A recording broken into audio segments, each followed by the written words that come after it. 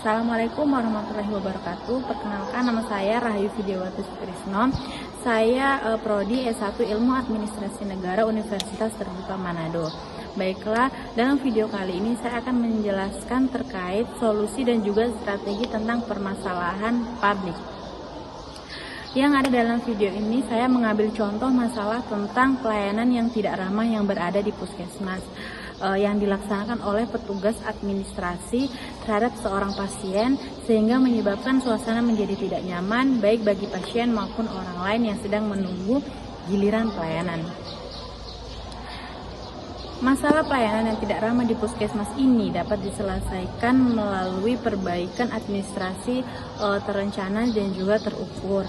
Langkah pertama adalah melakukan identifikasi masalah secara menyeluruh melalui pengumpulan keluhan pasien, baik dalam kotak saran, buku pengaduan, dan juga sistem pelaporan internal.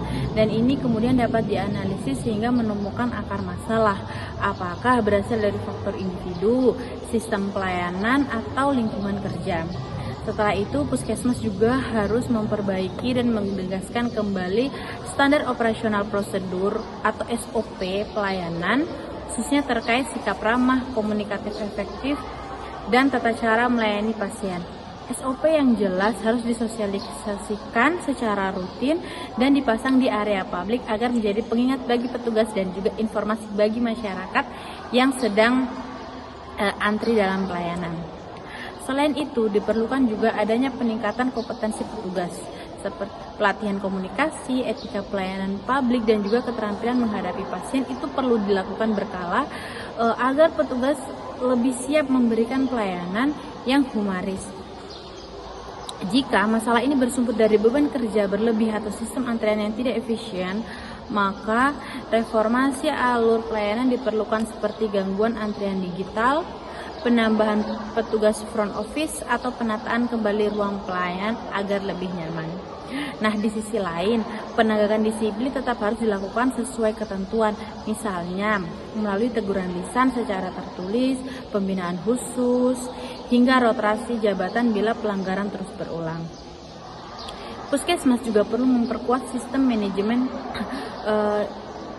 manajemen keluhan yang responsif, menyediakan kanal pengaduan yang mudah diakses, serta memastikan tindak lanjut dilakukan dalam waktu yang jelas sehingga masyarakat itu merasa dihargai. Nah, upaya ini harus diiringi dengan pengembangan budaya yang menekankan kepentingan keramahan dalam pelayanan publik. Selain itu, pelibatan masyarakat melalui survei kepuasan atau forum diskusi juga lebih penting agar puskesmas mengetahui kebutuhan warga secara langsung. Terakhir, digitalisasi informasi pelayanan seperti jadwal, syarat administrasi, dan juga alur dapat mengurangi kesalahan komunikasi yang sering memicu ketegangan antara petugas dan juga pasien. Dengan kombinasi langkah-langkah ini, puskesmas itu dapat menciptakan pelayanan yang lebih ramah, profesional, dan sesuai dengan standar administrasi publik. Setiap birokrasi pelayanan publik itu wajib memiliki sikap mental dan juga perilaku yang mencerminkan keunggulan watak, keluhan budi, dan juga asas yang etis.